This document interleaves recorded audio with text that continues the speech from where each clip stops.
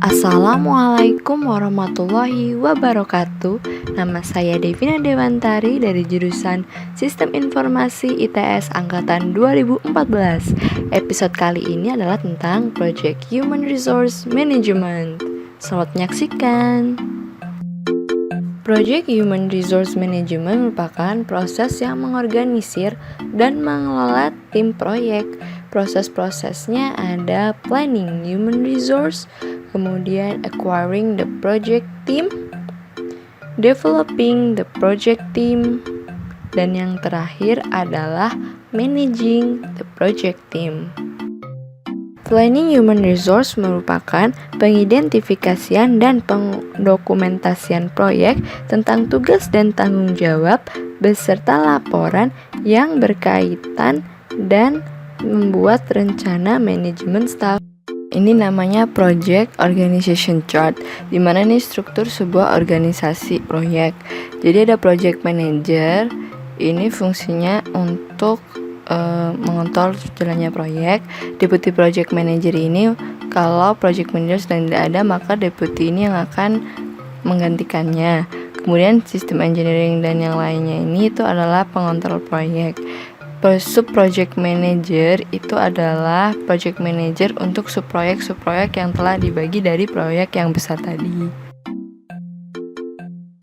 Selanjutnya ada responsibility assignment matrix, disingkat RAM atau matrix tugas dan tanggung jawab. Nah, di sini ada dua format. Yang pertama dengan format RP.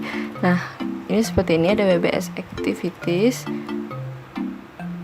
Ada WBS activities dan yang kedua ada OBS units-nya. Kemudian RP ini, yang R adalah responsibility organizational unit, yang P adalah performing organizational unit. Jadi ada yang diberi tanggung jawab, kemudian ada yang mengerjakan tanggung jawab tersebut.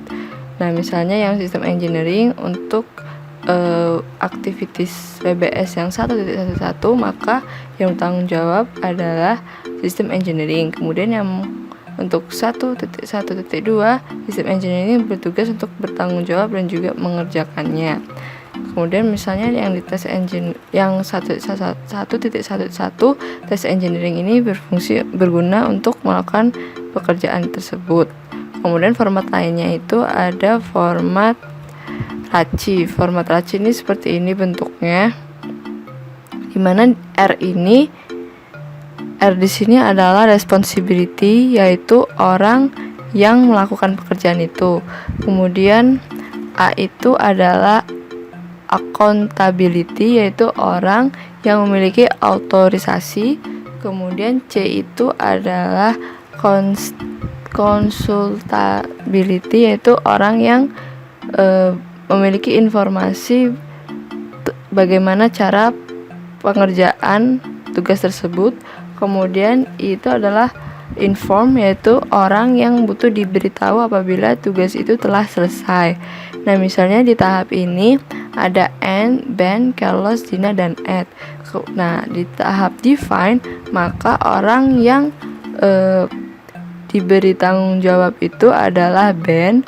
Kemudian orang yang memiliki otorisasi untuk define ini adalah N. Kemudian orang yang membutuhkan informasi ketika define selesai adalah Carlos, Dina, dan Ed. Begitu seterusnya. Staffing Management Plan yaitu memperoleh SDM yang dibutuhkan untuk menyelesaikan proyek, misalnya programmer, business analyst, dan technical. Ini meliputi cara mendapatkan resource, melatih, mereward, dan diassign pasca proyek. Ada yang namanya acquire the project team. Acquire the project team itu cara memperoleh sumber daya yang dibutuhkan untuk menyelesaikan proyek. Selanjutnya ada sample resource histogram. Tampilannya itu seperti ini. Jadi ini menunjukkan pekerja yang dibutuhkan per bulannya. Misalnya pada Januari kita membutuhkan 4 pekerja, di mana spesifikasinya ada 1 managers, kemudian ada 2 business analyst, dan 1 programmers. Nah, setiap bulan ini definisikan berapa orang dan komposisinya itu seperti apa. Resource assignment berbicara tentang tambahan orang untuk project staff. Ini tentang menempatkan orang-orang ke proses terbaik sesuai skill mereka. Project manager harus punya cara untuk merekrut orang-orang, misalnya dengan memberikan insentif untuk staff yang berhasil merekrut orang, atau memberikan opsi pilihan jam kerja. Resource loading yaitu tentang menghitung jumlah sumber daya tertentu yang dibutuhkan. Contoh dari resource loading itu seperti ini.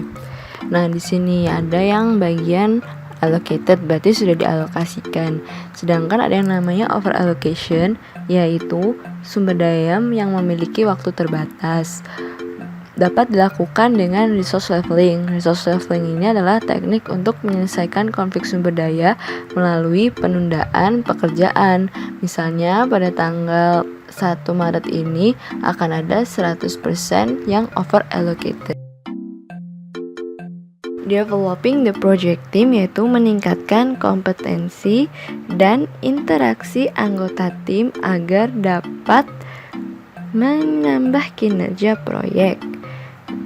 Tujuannya adalah meningkatkan keterampilan dalam menyelesaikan aktivitas proyek dan meningkatkan rasa kepercayaan antar anggota tim sehingga tercapai teamwork yang baik. Yang bisa dilakukan adalah training, team building activities seperti outbound dan pelatihan militer, kemudian reward and recognition systems. Managing the project team meliputi tracking anggota tim, menyediakan feedback, menyelesaikan isu-isu, dan mengkoordinasikan perubahan untuk meningkatkan kinerja proyek. Tools and tekniknya bermacam-macam nih. Ada observation and conversation, kemudian project performance appraisals, interpersonal skills, dan conflict management. Selanjutnya ada conflict management. Ada sebuah tabel ini itu untuk menyelesaikan konflik manajemen. Ada dengan cara confrontation, yaitu dengan menyelesaikan permasalahan secara langsung. Nah, itu dengan menghadapi konflik yang ada. Nah, kalau ada lagi yang namanya itu forcing. Forcing ini pendekatan win-lose. Jadi siapa yang menang, siapa yang kalah. Ada withdrawal. Withdrawal itu mundur dari kemungkinan untuk terjadinya konflik. Kemudian ada yang namanya smoothing. Smoothing ini tidak mengutamakan perbedaan, tetapi mengedepankan persamaan. Itu. Terus, yang di tengah-tengah ini adalah compromise. Compromise itu menggunakan pendekatan give and take. Give and take ini adalah win-win solution, jadi sama-sama menguntungkan. Terima kasih telah menyaksikan. Semoga apa yang kita pelajari tadi bermanfaat ya. Terus semangat belajarnya. Salam MPTI.